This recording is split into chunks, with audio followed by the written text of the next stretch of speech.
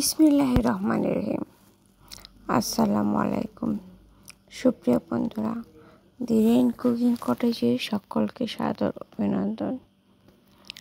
আশা করি নিশ্চয়ই সকালে ভালো আছেন।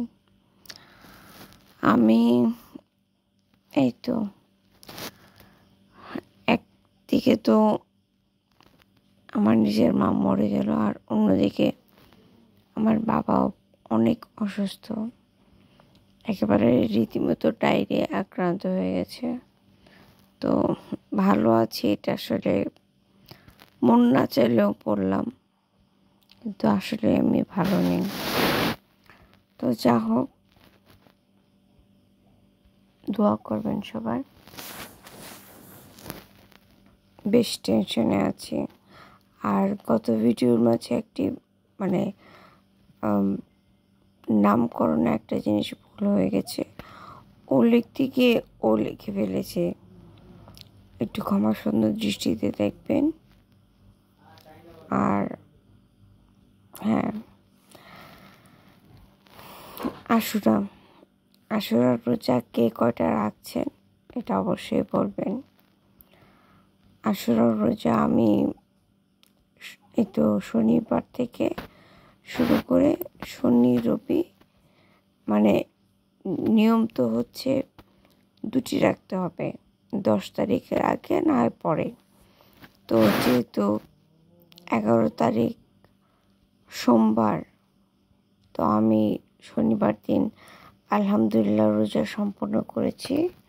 তো দোয়া করবেন রবি এবং সোমবার উপলক্ষে ওই রোজাটা রাখবার। আপনারা সকলেই জানেন যে আমি আইএমএ নকল রোজাগুলো রেখে থাকি।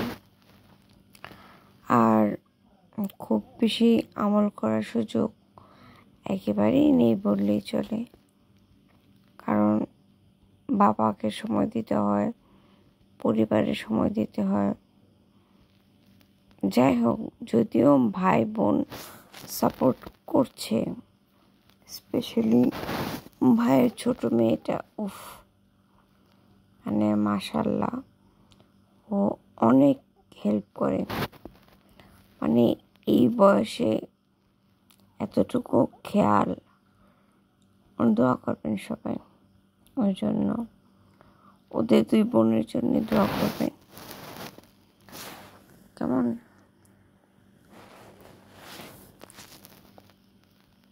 আর আশুরার দিন আপনারা কে কী করেন একটু কাইন্ডলি বলবেন।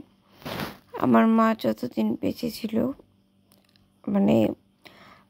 ফ্রিজ তো এই কিছুদিন হলো, মোটামুটি 8-10 বছর ধরে প্রত্যেক ঘরে ঘরে কম বেশি। কিন্তু যখন ফ্রিজ ছিল না, আমরা যখন খুব ছোট, তখনও দেখতাম যে কুরবানিদের মাংস অল্প করে হলেও রেখে দিত, যেটা আশুরার দিন রান্না করা হবে।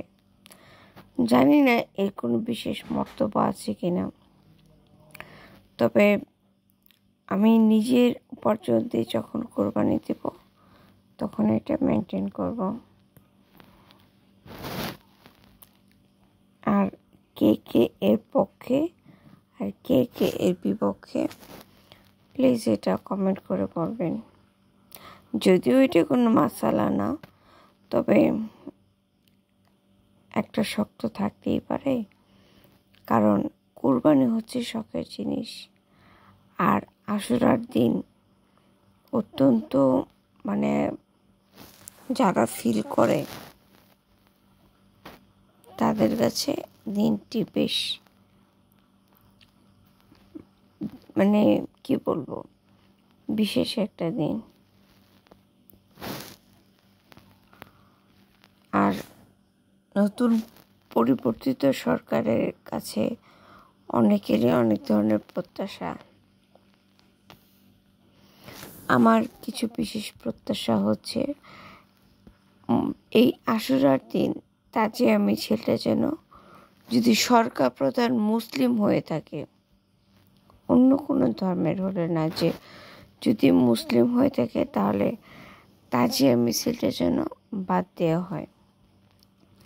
কারণ সরকার প্রধান তিনি নিজে যে ধর্ম মেনে চলবেন ওই ধর্মের প্রত্যেকটি আইন শাসন সুপ্রতিষ্ঠিত করা উচিত এবং আবশ্যক। অন্য ধর্মগুলো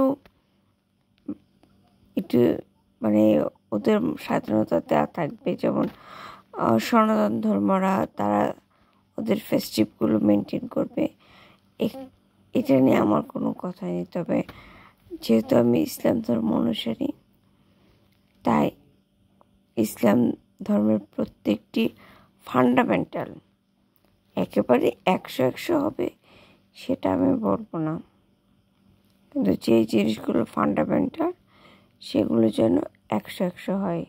তার মাঝে এই আশুরার তাজিয়া মিছিল আমি মানে আমার জানা মতে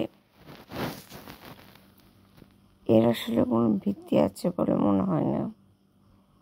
কারণ আমি নবী করিম সাল্লাল্লাহু আলাইহি সাল্লাম সম্পর্কে যেটুকু জেনেছি, উনি চিৎকার চেঁচামেচি, ইনফ্যাক্ট ওনার রজার উপরে লেখা আছে যে নবীর কণ্ঠের উপরে যেন কণ্ঠ না আসে, আর সেখানে মিছিল, রক্তপাত।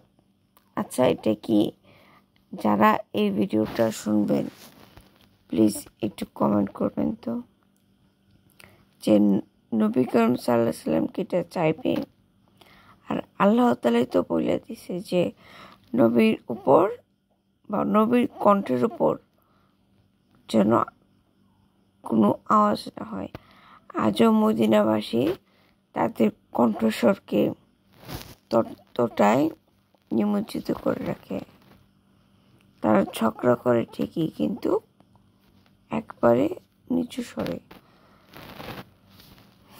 আর আমরা কিছু না হতেই এর দোষ তার ঘাড়ে, তার দোষ তার ঘাড়ে, মানে নিজেরা একদম নিষ্পাপ ভাবে।